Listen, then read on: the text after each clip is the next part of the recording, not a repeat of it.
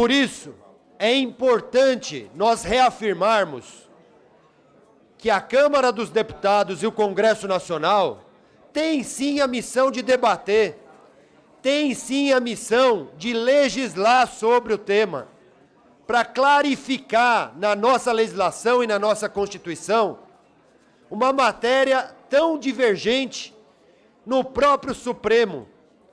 E a nossa missão é deixar isso clarificado, para que não existam novas dúvidas, para que não existam novos procedimentos que possam dar insegurança jurídica para um tema que muda de posição a cada momento. Eu disse a alguns membros da própria oposição que hoje comemoram a decisão do Supremo que ocorreu na semana passada. Mas se nós não clarificarmos na nossa Constituição, daqui 1 ano ou 2 anos, novamente o Supremo Tribunal Federal modificará essa decisão. E mais uma vez a Câmara e o Congresso deixarão de cumprir o seu papel. Eu tenho que entrar no tema, apesar de não ser aqui o foro, na minha opinião, o debate, os avanços, a busca de encaminhamento e convergências se dará na comissão especial. Eu tenho que debater a questão que é colocada pela oposição sobre cláusula pétrea. Nós, no nosso projeto, não estamos mexendo na cláusula pétrea, no núcleo essencial da cláusula pétrea. O núcleo essencial da cláusula pétrea, no seu princípio da presunção de inocência, está mantido. Nós estamos mudando a fase processual com que a presunção de inocência milita em favor do acusado. O artigo e o inciso que nós estamos modificando trata do trânsito em julgado, que na verdade é um mero formalismo processual. Formalismo processual esse que está conceituado nas leis da norma do direito brasileiro e que só por isso mostra que não é um conceito constitucional, e sim é um conceito formal, de formalismo processual. Estamos mudando essa etapa. Estamos mudando a etapa para que o crime comece a ser, a condenação do crime comece a ser cumprido após a condenação em segunda instância, que é onde se esgota o debate do mérito, que é onde se esgota o debate das provas, é onde toda a composição e o julgamento da inocência acaba. O que pode ser discutido nas instâncias superiores são questões de ritos processuais, de erros formais no processo, mas não das provas e da inocência. Por isso, o Brasil passou a debater esse tema nos últimos tempos, pelas mudanças de entendimento do Supremo Tribunal Federal. E a resposta que o Congresso tem que dar é exatamente dar a segurança jurídica desse tema. O Brasil, diferente do que foi dito, porque eu considero o trabalho da Defensoria, considero, tanto é que em todas as oportunidades, mesmo ainda quando deputado estadual em São Paulo, tem alguns aqui que foram comigo, nós votamos para valorizar a Defensoria Pública, mas ela não alcança todas as pessoas que precisam chegar até a última instância. Ela não tem braços para isso. E por isso, postergar o processo para as instâncias superiores é apenas dar a oportunidade de ricos, poderosos e com poder de influência postergarem a sua posição, postergarem a sua condenação. E o Brasil tem inúmeros casos que já ficaram marcados aqui. O ex-senador Luiz Estevão, que conseguiu postergar quase 19 anos a sua condenação.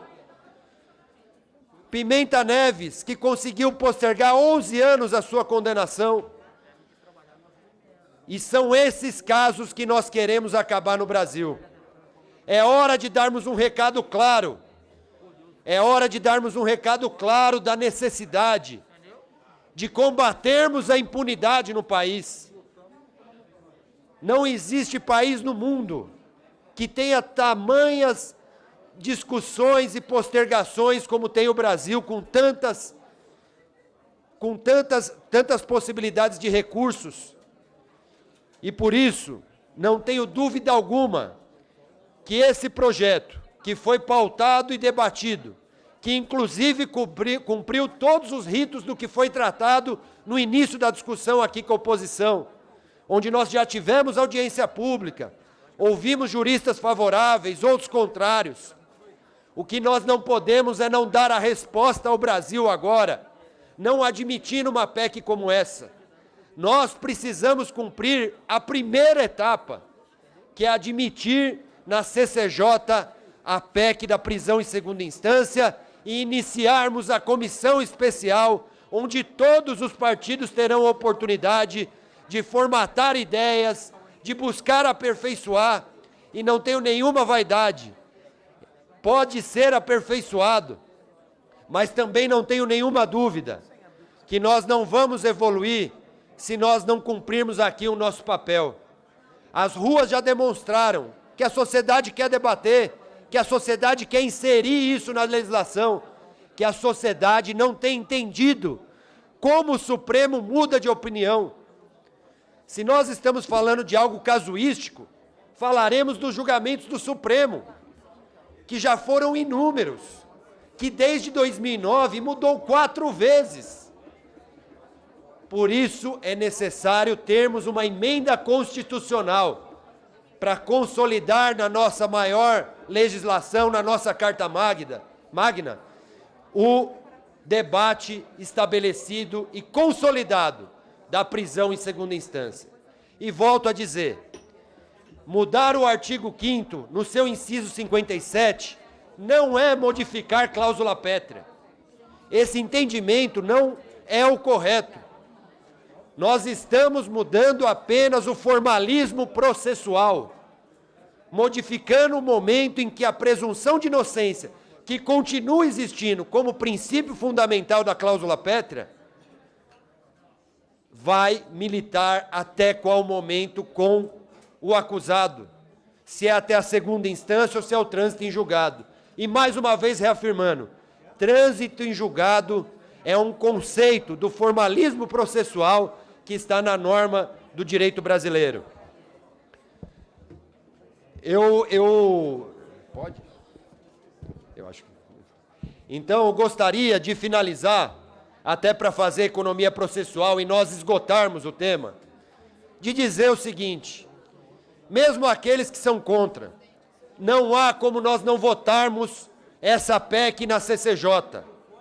Não há como nós não darmos uma resposta à sociedade aqui na CCJ. Não há como nós não fazermos com que a população entenda e compreenda que nós estamos cumprindo o nosso papel, que a Câmara dos Deputados não será omissa na pauta que a sociedade tem exigido, no combate à corrupção e impunidade, porque é sim a postergação da segunda para a terceira e quarta instância a possibilidade de proteger crimes essencialmente de corrupção. E é por isso que eu tenho convicção de que nós vamos esgotar a discussão e vamos, o mais breve possível, fazer a votação para respondermos à sociedade, a Câmara cumprir o seu papel e finalmente iniciarmos o processo na comissão especial, que ainda tem uma longa trajetória.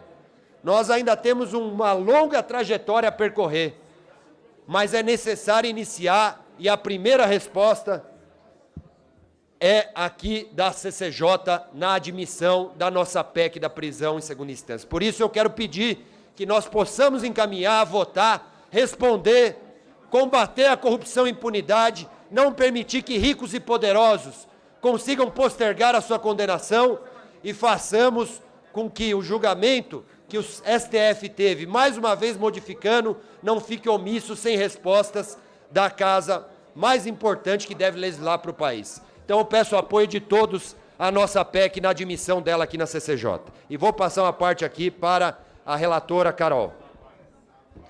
Obrigada agradeço ao deputado Alex. Só para esclarecer que a nossa intenção,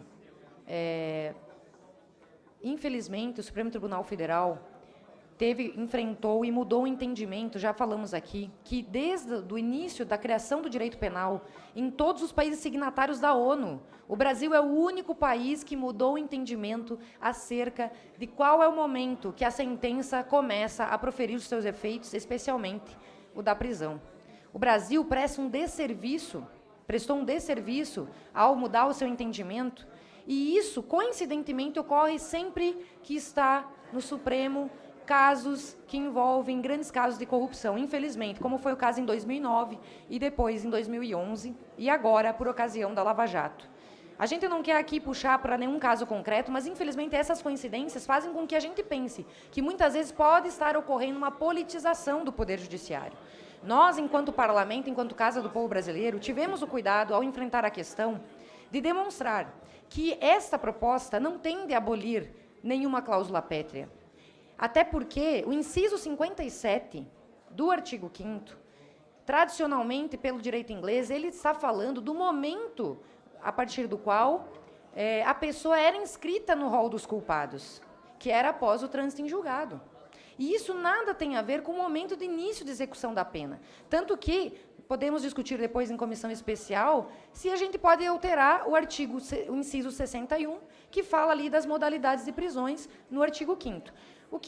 Outro fato que é interessante a gente esclarecer tem a ver com essa forma dupla que a oposição interpreta a Constituição, porque quando é o caso de interpretação literal, como é agora, defendem ferrenhamente a Constituição. Agora, no caso da aprovação, por exemplo, do casamento,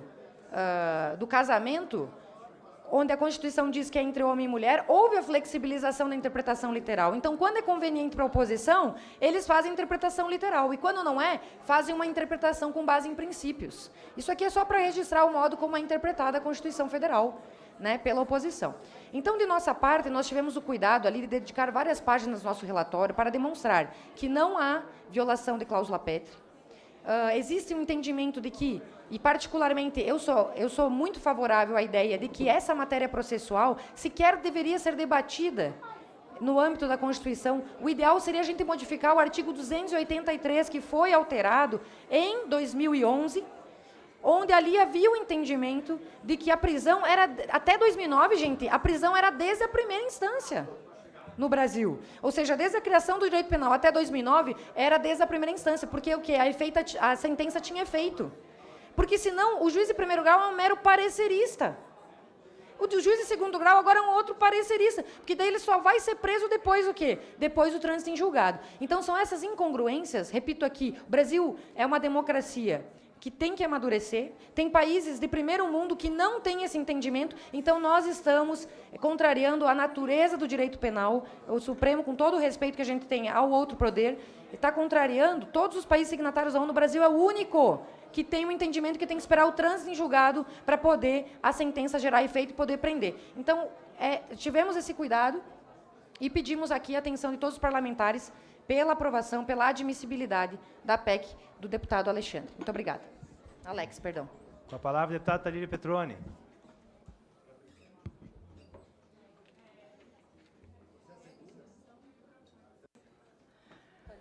Com